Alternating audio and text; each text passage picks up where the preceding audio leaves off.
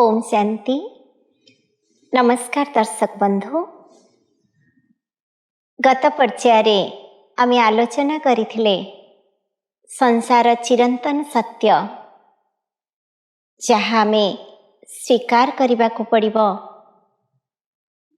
प्रत्येक व्यक्तिंक पई जहाँ दिन आसे से मृत्यु परे। आज आमे आगको बढ़िबा। मृत्यु प्रत्येक व्यक्तिंक पई जो आसे से मृत्यु पूर्वर मनुष्य प्रस्तुत ही थाए कि न ही थाए, ताहा मृत्यु समय से निजर जीवन को कैलकुलेट करि थाए। आ मृत्यु परे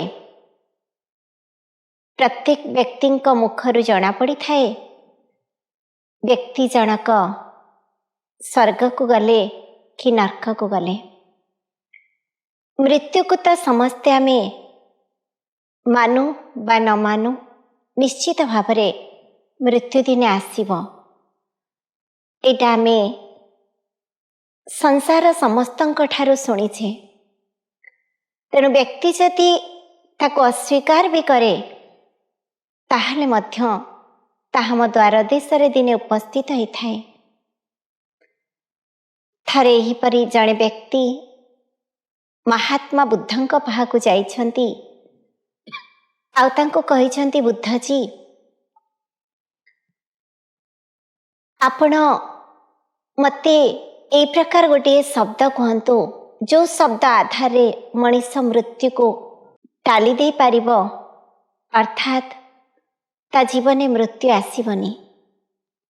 आपणकर साधना जदि ए कार्य करि पारिबो ताहाले मु विश्वास करिबी आपण प्रकृतरे साधु। गौतम बुद्ध व्यक्ति जनकु गोटे कथा कहिले, जदि ए संसार रे भगवान ए सत्य को टाली दे छंती ताहाले मु निश्चित ए कार्य भगवान को द्वारा करि पारिबी। मोर गोटे कथा को रक्षा करंतु। आपण जानतु समस्तंक घरे बुलिबे, आ जो व्यक्तिंक घरे केही मृत्युवरण करि नथिबे सेही व्यक्तिंक घरो किछि चाउल नहीं आसीबे। से चाउल रंधा हैला परे ताको खाइले के मृत्युवरण करिवेनी। व्यक्ति जनक खुशी होई गले। ग्रामर प्रत्येकंक घरे से बुली आसले, किंतु एमिति कौनसी व्यक्ति पाइलेनी जहांक घरे कि मृत्युवरण करि नाहंती। समस्तंक घरे बुलिबा बेले से पचारि थिले, आज्ञा आपण मते चाउल टिके देबे, किंतु देबा पूर्वरु आपणक घरे जदि केही मृत्युवरण करि नथिबे ताहाले मु ताको स्वीकार करिबी। किंतु काहांक ठारू ए उत्तर से पाइलेनी, हाँ आज्ञा आम घरे के मृत्युवरण करि नाहंती। व्यक्ति जनक शेषरे निराश होई आसीछंती आ बुद्धजी को पाद तले पड़ीछंती। बुद्धजी मु वर्तमान सारा ग्राम बुली आसिली, किंतु केही जणे व्यक्ति एमिति कहिलेनी जे आम घरे के मृत्युवरण करि नाहंती। गौतम बुद्ध व्यक्ति जनकु खूब नम्रतार सहित कहिले, बाबूजी ए संसार जहाँ भगवान करिछंती ताहार किछि रहस्य अछि, तेणु ताको हमको स्वीकार करिबाको पड़िबो। गोटे मंजी पोती देले गछ हुए, सेथिरो अनेक मंजी सृष्टि ही थाए। तेणु ए संसार ये निश्चित सत्य, जो सत्यतार किछि कल्याण रही। गोटे आत्मा शरीर रूपक वस्त्र परिधान करे, पुनर्बार से वस्त्र को त्याग करे, पुनर्बार आउ गोटे नुआ वस्त्र को धारण करे। ଏଇଟା ଅନେକ ସାଧୁ ସନ୍ନ୍ୟାସୀମାନେ ମଧ୍ୟ ସ୍ୱୀକାର କରିଛନ୍ତି। ତେଣୁ ଆମେ ମଧ୍ୟ ଗୀତାରେ ଶୁଣିଛେ, ଯାହା ଭଗବାନଙ୍କର ମହାବାକ୍ୟ, ବାଂସାସି ଜନ୍ନାନି ଯଥା ବିହାୟ ନବାନି ଗୃହ୍ୟତି ନରୋପରାଣୀ ତଥା ଶରୀରାଣୀ ବିହାୟ ଜିନ୍ନା ନ୍ୟନାନି ସଞ୍ଜାତି ନବାନି ଦେହି। ବାସ୍ତବରେ ଏହି ଶରୀର ଆତ୍ମାର ଏକ ବସ୍ତ୍ର। ଯେତେବେଳେ ଆତ୍ମା ଶରୀର ଛାଡ଼ିଦିଏ, ତା ପୂର୍ବରୁ ତା ପାଇଁ ଆଉ ଗୋଟିଏ ବସ୍ତ୍ର ତିଆରି ହୋଇଥାଏ। ଆଉ ଏ ବସ୍ତ୍ର ଛାଡ଼ିଲା ପରେ ସେ ପୁନର୍ବାର ଆଉ ଗୋଟିଏ ମାତୃଗର୍ଭରେ ପ୍ରବେଶ କରେ, ଆଉ ଗୋଟିଏ ନୂଆ ବସ୍ତ୍ର ନିଏ। ଜନ୍ମ ହେବା ପରେ ସେ ନିଜକୁ ପୁଣି ପରିଚୟ ପାଇବା ପାଇଁ ଚେଷ୍ଟା କରେ, କୁଆଁ କୁଆଁ ରାବରେ, ମୁଁ କିଏ, ମୁଁ କିଏ। ହାତ ଯୋଡ଼ି ଭଗବାନଙ୍କୁ ସେ ପ୍ରାର୍ଥନା କରେ, ହେ ଭଗବାନ, ମୋତେ ଏ ଗର୍ଭ ଜେଲରୁ ଉଦ୍ଧାର କରନ୍ତୁ। ନିଜର ପାପର ହିସାବ ସେ ଗର୍ଭ ଜେଲରେ କରିଦେଇଥାଏ। ଆଉ ଆସିଗଲା ପରେ ସେ ଭଗବାନଙ୍କ ପାଖରେ ନମ୍ର ନିବେଦନ କରେ। ଏ ଚିରନ୍ତନ ସତ୍ୟକୁ ସିଏ ବୁଝିପାରେ, ଜାଣିପାରେ। କିନ୍ତୁ ସମୟର ଚକ୍ରରେ, ନିୟତିର ଖେଳାରେ ଭୁଲିଯାଏ ପୁଣି ସେ ଜୀବନର ଖେଳ। ସେ ବୁଝିପାରେନି ନିଜର କର୍ମର ଗଣିତ କଷାକୁ। ଭାବିନିଏ ଯେ ମୁଁ ଏ ସଂସାରକୁ ଆସିଛି ମାନେ ମୁଁ ସବୁଦିନ ପାଇଁ ଏ ସଂସାରରେ ନିଜର ଖେଳ କରି ଚାଲିବି। ବନ୍ଧୁବାନ୍ଧବ, ଆତ୍ମୀୟ ସ୍ୱଜନ, ସାଥୀ ପଡ଼ୋଶୀ, ପ୍ରିୟ ପରିଜନ, ଏ ଭିତରେ ସେ ନିଜକୁ ସାମିଲ କରିଦିଏ। ଭୁଲିଯାଏ ପଠେଇଥିବା ସେ ମହାନ ଶକ୍ତିଙ୍କୁ, ଏ ସଂସାରର ସର୍ବଶକ୍ତିମାନ ନିଜର ପ୍ରିୟ ମାଲିକ ପ୍ରଭୁଙ୍କୁ। ତେଣୁ ଏ ବିଷୟରେ ମୋର ଗୋଟିଏ କଥା ମନେ ପଡ଼ୁଛି। ଆମେ ଶାସ୍ତ୍ରରେ ଶୁଣିଛେ, ଯେତେବେଳେ ନାରଦଙ୍କୁ ନାରାୟଣ ପଠେଇଛନ୍ତି, ନାରଦ, ମୋତେ ଟିକେ ଶୋଷ ଲାଗୁଛି, ତମେ ଯିବ ଟିକେ ପାଣି ଆଣିବା ପାଇଁ। ନାରଦ ଆସିଛନ୍ତି, ଆଉ ପାଣି ଆଣିବା ବାହାନାରେ ସେ ସଂସାରର ମାୟା ବନ୍ଧନରେ ବାନ୍ଧି ଯାଇଛନ୍ତି। ଯେତେବେଳେ ପୁଣି ତାଙ୍କୁ ସମସ୍ୟା ଆସିଛି, ପରିସ୍ଥିତି ଆସିଛି, ମନେ ପଡ଼ିଯାଇଛି ଏ ସଂସାରକୁ ମୁଁ କାହିଁକି ଆସିଥିଲି। ନିଜ କର୍ତ୍ତବ୍ୟ ସଚେତନ ହୋଇପଡ଼ିଛନ୍ତି, ପୁଣି ଭଗବାନଙ୍କୁ ଡାକିଛନ୍ତି। ଦେଖନ୍ତୁ, ଆମେ ସମସ୍ତେ ଯେତେବେଳେ ଏଇ ସୃଷ୍ଟି ରଙ୍ଗମଞ୍ଚରେ ଅଭିନୟ କରିବା ପାଇଁ ଆସୁଛେ, ଅଭିନୟର ଆଧାରରେ ଆମେ ଭାବୁଛେ ଇଏ ହିଁ ମୋର ସତ୍ୟ ପରିଚୟ। କିନ୍ତୁ ଆମର ପ୍ରକୃତ ପରିଚୟକୁ ଆମେ ଭୁଲି ଯାଉଛେ। ତେଣୁ କର୍ମର ଆଧାରରେ ଆମେ ବିଭିନ୍ନ ପ୍ରକାର କୁପଥଗାମୀ ହେଇଯାଉଛେ, ଆଉ ଭୁଲି ଯାଉଛି ମଣିଷ କେଉଁ କର୍ମ କରିବ। ଭୁଲିଯାଏ ଏ ଶରୀର ଦିନେ ସରି ସରି ଯିବ। ଆମେ କହୁଛେ ଛୋଟିଆ ଛୁଆଟିଏ ବଡ଼ ହେଉଛି, କିନ୍ତୁ ସତରେ କ'ଣ ସେ ବଡ଼ ହେଉଛି? ଯେତିକି ଯେତିକି ସେ ବଡ଼ ହୁଏ, ସେତିକି ସେତିକି ତାର ଆୟୁଷ ହ୍ରାସ ପାଇଥାଏ। ଏ ସଂସାରର ନିୟମ ଭିତରେ ସେ ନିଜକୁ ବାନ୍ଧି ଦେଇଥାଏ, ଆଉ ଈଶ୍ୱରୀୟ ନିୟମରୁ ବିଛୁଡ଼ି ହେଇଯାଇଥାଏ। ଥରେ ଜଣେ ବ୍ୟକ୍ତି ସବୁବେଳେ କହୁଥିଲେ ଯେ ମୋର ଜୀବନରେ ମୋର 3 ଜଣ ସାଙ୍ଗ ଅଛନ୍ତି, ମୋ ପାଇଁ ଯେତେ ବଡ଼ ବିପତ୍ତି ଆସିଲେ ବି ମୋର କେହି କିଛି କ୍ଷତି କରିପାରିବେ ନାହିଁ। ତେଣୁ ତାଙ୍କ ଭିତରେ ଯେ ଅହଙ୍କାର ଆଉ ଅଭିମାନ, ସମୟ ଆଉ ପରିସ୍ଥିତି ତାଙ୍କୁ ସଚେତନ କରିଦେଇଥିଲା। ପ୍ରଥମ ତାଙ୍କର ସାଙ୍ଗ ଥିଲେ, ଯିଏ ତାଙ୍କ ପାଖରେ 24 ଘଣ୍ଟା ରହୁଥିଲେ, ଆଉ ସେ ତାଙ୍କୁ ଛାଡ଼ିକି କୁଆଡ଼େ ଯାଉନଥିଲେ। ଦ୍ୱିତୀୟ ସାଙ୍ଗ ଜଣକ ଗୋଟିଏ ମାସରେ 2 ମାସରେ ତାଙ୍କୁ ଦେଖା କରୁଥିଲେ। ତୃତୀୟ ସାଙ୍ଗ ଜଣକ ବର୍ଷକରେ ଥରେ ଦେଖା ହେଉଥିଲେ। ସମୟ ଗତି କରି ଚାଲିଛି। ବ୍ୟକ୍ତି ଜଣକ ବହୁତ ଖୁସିରେ ଜୀବନ ଅତିବାହିତ କରି ଚାଲିଛନ୍ତି। ଅନିବାର୍ଯ୍ୟ କାରଣ ହେତୁ ରାସ୍ତାରେ ଯାଉଥିବା ପଥିକ ପାଇଁ ଯେମିତି ବହୁତ ପାହାଡ଼ ପର୍ବତର ବିଘ୍ନ ଆସିଥାଏ, ସମସ୍ୟା ଆସିବା ଭଳି ତାଙ୍କ ଜୀବନରେ ତାଙ୍କ ପାଇଁ ବିରାଟ ବଡ଼ ପାହାଡ଼ ଜୀବନର ରାସ୍ତାରେ ଖସି ଯାଇଛି।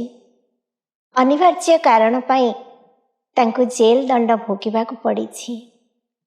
ଯେତେବେଳେ ସେ ଜେଲ୍ ଯାଇଛନ୍ତି ସେତେବେଳେ ମଧ୍ୟ ସେ ନିର୍ଭୟ ହୋଇଯାଇଛନ୍ତି ଆଉ ଭାବିଛନ୍ତି ଇଏ ତ ମୋ ପାଇଁ ଖେଳ ଘର ମାତ୍ର, ତେଣୁ ଏ ଜେଲ୍ ବି ମୁଁ ଦିନେ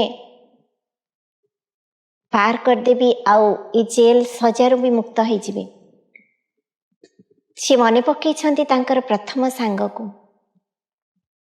କିନ୍ତୁ ପ୍ରଥମ ସାଙ୍ଗ ଜଣକ କ'ଣ କରିଛନ୍ତି ଆଉ କ'ଣ କହିଛନ୍ତି ଜାଣିଛନ୍ତି?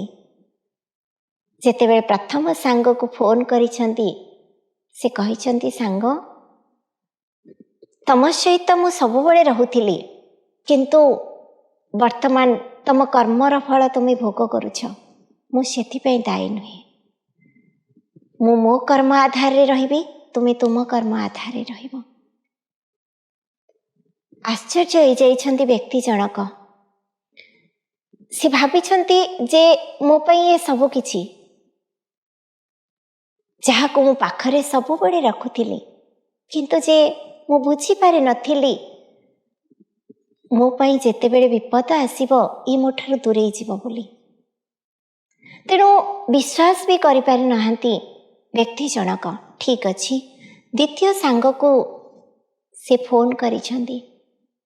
ଦ୍ୱିତୀୟ ସାଙ୍ଗ ଜଣକ ବି କହିଛନ୍ତି, ଆମେ ଜେଲ୍ର ଦ୍ୱାର ଦେଶକୁ କେବଳ ଯିବୁ, କିନ୍ତୁ ଭିତରକୁ ପଶି ପାରିବୁନି। ଆମ ପାଇଁ ଏତିକି ହିଁ ସାହାଯ୍ୟ କରିବାର ଅନୁମତି ଅଛି, ଆଉ ଅନୁମତି ନାହିଁ। ଆହୁରି ଭାଙ୍ଗି ପଡ଼ିଛନ୍ତି ବ୍ୟକ୍ତି ଜଣକ, କିନ୍ତୁ ଆଶାଶୂନ୍ୟ ହୋଇନଥାନ୍ତି। ପୁନର୍ବାର ସେ ଡାକିଛନ୍ତି ତୃତୀୟ ସାଙ୍ଗକୁ। ତୃତୀୟ ସାଙ୍ଗ ଜଣକ ରାଜି ବି ହୋଇଛନ୍ତି, କିନ୍ତୁ ଗୋଟିଏ ସର୍ତ୍ତ କହିଛନ୍ତି, ସାଙ୍ଗ ମୁଁ ଯିବି, କିନ୍ତୁ ମୋତେ ଆପଣ ବାଧ୍ୟ କରିବେନି ମୁଁ କ'ଣ କହିବି କ'ଣ ନ କହିବି। ମୁଁ ଯାହା ଦେଖିଛି, ଯାହା ଶୁଣିଛି, ଯାହା ହେଇଛି ତାହା ହିଁ କହିବି। ସେଥିରେ ଆଉ ତିଳେ ମାତ୍ର ଅଧିକ କି କମ୍ କରି ମୁଁ କହିପାରିବିନି। ଆମ ଜୀବନରେ ପ୍ରତ୍ୟେକଙ୍କର ଏହି 3 ଜଣ ସାଙ୍ଗ ଅଛନ୍ତି। କେବଳ ସେ ବ୍ୟକ୍ତିଙ୍କର ନୁହେଁ, ଏଇଟା ଆମମାନଙ୍କ ପାଇଁ ହିଁ ଉଦାହରଣ। ପ୍ରଥମେ ହେଉଛି ମଣିଷ ଯେତେବେଳେ ସଂସାରକୁ ଆସୁଛି, ବଡ଼ ହେଉଛି, ସେ ଅନେକ ଅର୍ଥର ପ୍ରାଚୁର୍ଯ୍ୟ ଉପରେ ରହି ନିଜ ଜୀବନର ସତ୍ୟତାକୁ ଭୁଲି ଯାଉଛି। ପ୍ରତ୍ୟେକ ମୁହୂର୍ତ୍ତରେ ସେ ଭାବୁଛି ମୋର ପାଇଁ ଅର୍ଥ ହିଁ ସବୁ କିଛି, କିନ୍ତୁ ଯେ ସେ ଅର୍ଥ ଦିନେ ଅନର୍ଥର କାରଣ ହୋଇଯାଉଛି ସେ କଥା ବୁଝିପାରୁନାହିଁ। ତେଣୁ ଯେତେ ବଡ଼ ବିପଦ ଆସିଲେ କି ଶାରୀରିକ ରୋଗବ୍ୟାଧି ହେଲେ ବି ଅର୍ଥ କାମ କରୁନି। ଦ୍ୱିତୀୟ ସାଙ୍ଗ ହେଉଛନ୍ତି ବନ୍ଧୁବାନ୍ଧବ, ଆତ୍ମୀୟ ସ୍ୱଜନ। ସେ ଚାଲିଗଲା ପରେ କେବଳ ଶ୍ମଶାନ ପାଖକୁ ଯାଆନ୍ତି, ବାକି ଆମ ପାଇଁ କିଛି କରିପାରିବେନି।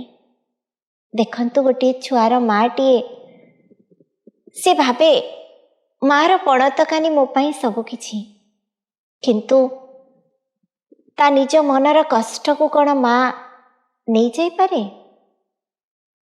ସେତେବେଳେ ବି ସେ କହେ, ବାପାରେ ଭଗବାନଙ୍କୁ ଡାକେ, ସିଏ ତୋର ସମସ୍ତ କଷ୍ଟ ଦୂର କରିଦେବେ। ତୃତୀୟ ସାଙ୍ଗ ହେଉଛି ଆମ ନିଜର ଶ୍ରେଷ୍ଠ କର୍ମ। जे कर्म ही आम साथी रे जीव किंतु से श्रेष्ठ कर्म पाई मनीष समय दिएनी आउ जितेबेले समय देवाक चाहे सेतेबेले किछि भी न थाए।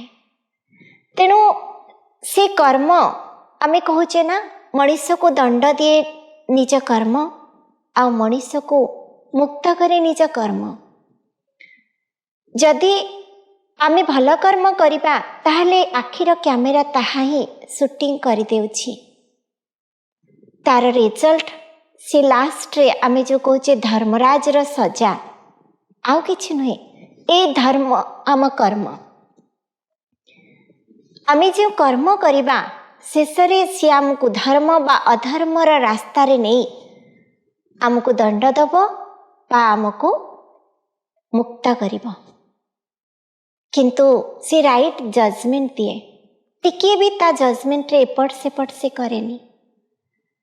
हुए तो कौनसी व्यक्ति भूल कहीदे पारे साक्षी है किंबा ठीक कहीदे पारे लांच नहीं, किंतु निजर आत्मा जो देखुछि आमे निजको कहूचे साक्षी द्रष्टा।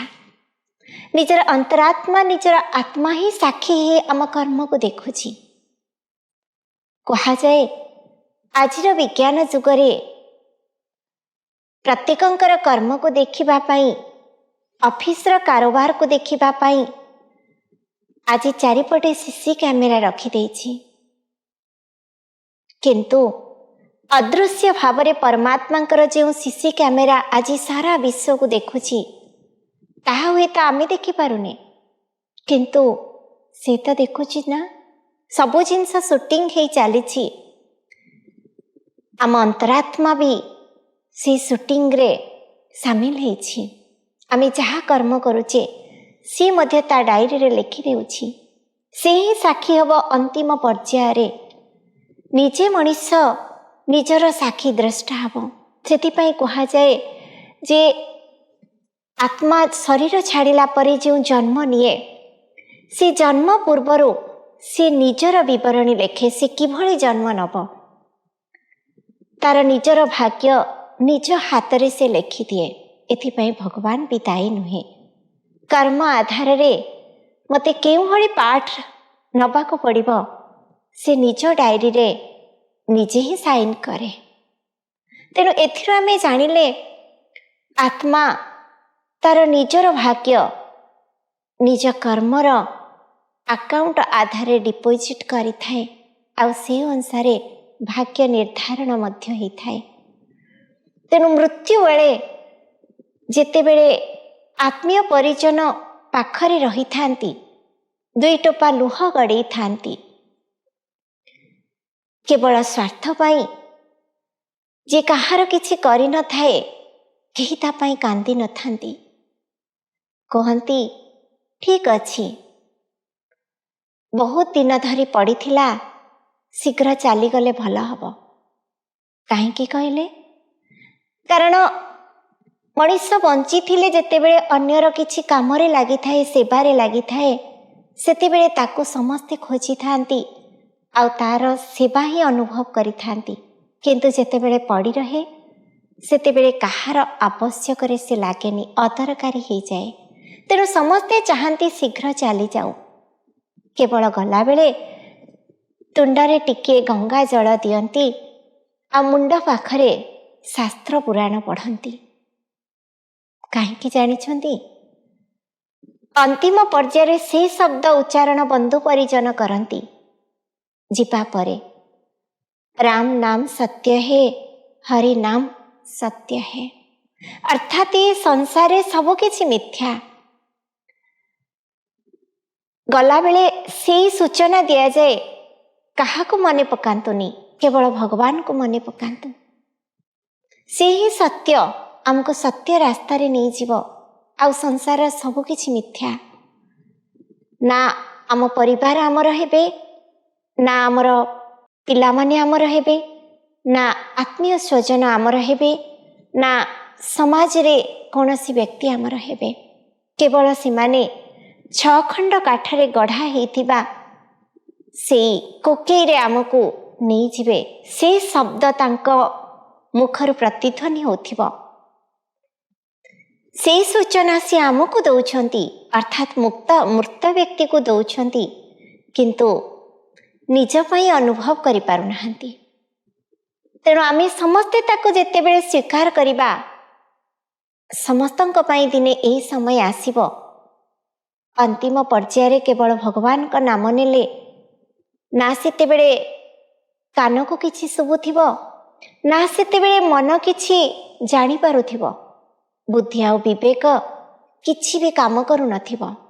କେବଳ ଗୋଟିଏ ରାସ୍ତାର ଯାତ୍ରୀ ଚାଲିଥିବ ଆତ୍ମା, ଅନ୍ତିମ ପଥର ଯାତ୍ରୀ। ତେଣୁ ସେ ଯାତ୍ରା ପୂର୍ବରୁ ଯଦି ଆମେ ପ୍ରସ୍ତୁତ ହେଇଯାଇଥିବା ମୃତ୍ୟୁ ପାଇଁ କ'ଣ ସବୁ ନେବା, ତାହେଲେ ସେ ରାମ ନାମ ସତ୍ୟ ଆମକୁ ସତ୍ୟ ପଥର ପଥିକ କରେଇଦେବେ, ଆମକୁ ଲକ୍ଷ୍ୟସ୍ଥଳରେ ପହଞ୍ଚେଇ ଦେବେ। ଯେତେବେଳେ ଗୋଟିଏ ଶବକୁ, ଯାହାକୁ ଅର୍ଥୀ କୁହାଯାଏ, ଅର୍ଥାତ୍ ତା ଭିତରୁ ଯେଉଁ ଆତ୍ମା ଚାଲି ଯାଇଛି, ତାପରେ ତାକୁ ଖାଲି ନିଆଯାଏ। ଦେଖନ୍ତୁ, ଯେତେବେଳେ ଅର୍ଥୀ ଥାଏ, ଅର୍ଥାତ୍ ଆତ୍ମା ଥାଏ, ତାକୁ ଉଠେଇବା ଖୁବ୍ ସହଜ ହୁଏ। ଯେତେବେଳେ ଆତ୍ମା ଚାଲିଯାଏ, ସେ ଶବକୁ ଧୀରେ ଧୀରେ ଧୀରେ ଧୀରେ ଉଠେଇବା ବହୁତ ଭାରି ହେଇଯାଏ। କାହିଁକି ଜାଣିଛନ୍ତି ନା, ଯେଉଁଥିରେ ଅଦୃଶ୍ୟ ଶକ୍ତି, ଯାହା ଗୋଟେ ପବିତ୍ର ଶକ୍ତି ଚାଲିଯାଏ, ତାହା ହିଁ ଭାରାକ୍ରାନ୍ତ କରିଦିଏ ମଣିଷ ଜୀବନକୁ। ତେଣୁ ଆତ୍ମା ରହିଛି ମାନେ ସେ ଶକ୍ତିଟା ପ୍ରତ୍ୟେକ ବ୍ୟକ୍ତିଙ୍କୁ ହାଲକା କରିଦେଇଥାଏ। କିନ୍ତୁ ଆତ୍ମା ଚାଲିଗଲା ପରେ ସେ ପାଞ୍ଚ ତତ୍ଵର ଯେଉଁ ଶରୀର, ସେ ଭାରାକ୍ରାନ୍ତ ହେଇଯାଇଥାଏ। ସେ ଶବକୁ ବ୍ୟକ୍ତିମାନେ ସ୍ପର୍ଶ କଲା ପରେ ତାପରେ ଯାଇ ସ୍ନାନ କରିଥାନ୍ତି। ଭାବିଲେ ଦେଖି, ଯେତେବେଳେ ରହିଥାନ୍ତି ଆତ୍ମା ଶରୀର ଭିତରେ, ତାକୁ କେତେ ସମ୍ମାନ ଦିଆଯାଏ, ସୁଗନ୍ଧିତ ପୁଷ୍ପ ଦିଆଯାଏ, ପାଦ ତଳେ ପ୍ରତ୍ୟେକ ବ୍ୟକ୍ତି ଯାଇ ପଡ଼ିଥାନ୍ତି, ତାକୁ ଅନେକ ସ୍ୱାଦିଷ୍ଟ ଭୋଜନ ଦେଇଥାନ୍ତି। କିନ୍ତୁ ଚାଲିଗଲା ପରେ ତାକୁ ସ୍ପର୍ଶ କଲେ ବି ମଣିଷ ଭାବେ ଆମେ ଖରାପ ହେଇଗଲୁ, ଆଉ ସ୍ନାନ କରିବାକୁ ପଡ଼ିଥାଏ। ଘରେ ବି କେହି ପ୍ରବେଶ କରନ୍ତିନି। ତାହେଲେ ଏଥିରେ କାହା ପାଇଁ ବ୍ୟକ୍ତିକୁ ସମ୍ମାନ ମିଳେ? ଶକ୍ତି ପାଇଁ ନା ବ୍ୟକ୍ତି ପାଇଁ? ଯେଉଁ ଶକ୍ତି ମଣିଷକୁ ଏତେ ବଡ଼ ସମ୍ମାନର ଅଧିକାରୀ କରିଦେଇଥାଏ, ସେହି ଶକ୍ତି ଯେତେବେଳେ ଚାଲି ଯାଇଥାଏ, ତାକୁ ଜାଳି ଦିଆଯାଏ ବା ପୋତି ଦିଆଯାଏ, ତାର କିଛି ମୂଲ୍ୟ ନଥାଏ। ଯେଉଁଥିପାଇଁ ଆମେ କହୁଛେ ଯେ ବ୍ୟକ୍ତି ଦିନେ ଚାଲିଗଲା ପରେ ତାର ଶକ୍ତି ଆଉ ତାର ସମସ୍ତ ସ୍ମୃତି ବି ହ୍ରାସ ପାଇଯାଇଥାଏ। କିନ୍ତୁ ଆମେ ମଣିଷ ଭାବିଥାଏ ସବୁଦିନ ବଞ୍ଚିବା ପାଇଁ। ହଁ, ଗୋଟିଏ ଆଧାରରେ ଆମେ ମରିଗଲା ପରେ ବି ବଞ୍ଚିପାରିବା। ଆଜି ଯେମିତି ଦେଖନ୍ତୁ, ମହାତ୍ମା ଗାନ୍ଧୀ କେବେଠାରୁ ଆମ ଗହଣରୁ ସେ ଚାଲିଗଲେଣି, ବିଦାୟ ନେଲେଣି, କିନ୍ତୁ ଆଜି ପର୍ଯ୍ୟନ୍ତ ମଧ୍ୟ ସମସ୍ତଙ୍କ ପାଖରେ ସେ ଜୀବିତ ହେଇଛନ୍ତି। ଆଜି ପର୍ଯ୍ୟନ୍ତ ମଧ୍ୟ ଆମର ପୂର୍ବତନ ରାଷ୍ଟ୍ରପତି ଅବଦୁଲ କାଲାମ, ତାଙ୍କର ମହାନତା, ତାଙ୍କର ନିଃସ୍ୱାର୍ଥପର ସେବା, ଦେଶ ପାଇଁ ତାଙ୍କର ଶ୍ରେଷ୍ଠ ଭାବନା ଆଜି ମଧ୍ୟ ତାଙ୍କୁ ଜୀବିତ ରଖିଛି। ଏହିଭଳି ଇତିହାସ ପୃଷ୍ଠାକୁ ମଧ୍ୟ ଯଦି ଆମେ ଅବଲୋକନ କରିବା, ଉନ୍ମୋଚନ କରିବା, ତାହେଲେ ମଧ୍ୟ ଗୌତମ ବୁଦ୍ଧ, ମହାବୀର ଜୀନ, ଛତ୍ରପତି ଶିବାଜୀ, ରାଣୀ ଲକ୍ଷ୍ମୀବାଇ, ଏଭଳି ଅନେକ ମହାନ ବୀର ଆଉ ଧର୍ମପରାୟଣ ଆତ୍ମାମାନେ ବି ଆଜି ଆମ ପାଖରେ ଚାଲିଗଲେ ବି ବଞ୍ଚି ରହିଛନ୍ତି। ବଞ୍ଚିବାର ଅର୍ଥ ନୁହେଁ ଶରୀର ଆଧାରରେ ରହିବା। ତେଣୁ ମୃତ୍ୟୁ ମାନେ ଯାହା ଆମ ସମସ୍ତେ ମନରେ ସ୍ୱୀକାର କରିବା, आम मन को ताहा भावी नवा जे एटा निश्चित, किंतु मृत्यु परे भी आमे बंचिबा एटा को आमे समस्ते ता पूर्वरु आम जीवन रे लिखिदबा। तापरे जना पड़िबो जणे चलीगला परे से बंचिची ना मरीची। डॉक्टर माने तो टेस्ट करी जानी पारुछंती, किंतु ए संसारे प्रत्येक मनुष्य आत्मा मृत परे जानी पारंती जणे व्यक्ति बंचिची कि मरीची। तार कर्म ही ताकू स्वर्गपथर यात्री करे, आउ तार कर्म ही ताकू नरकगामी करि थाए। मृत्यु बेले जेते बेले सबको निया जाई थाए, सेते बेले श्मशान आड़ को निया नेबा बेले व्यक्ति को तार मुंड को ग्राम आड़ को बा सहर आड़ को आउ तार गोड़ दीटा श्मशान आड़ को रखी दिया जाए। किंतु जेते बेले श्मशान पाख ही जाए, श्मशान रो चारिपटे घुरे दिया जाए, 6 थर घुरे गला परे पुणी ओलटे दिया जाए सबको। तार गोड़ दुईटा सहर आड़ को आउ तार मुंडटी श्मशान आड़ को रखी दिया जाए। काहेकि जानिछंती आमे तो समस्ते एटा करूचे, आम पूर्वज माने करिछंती, आमे भी करिबा।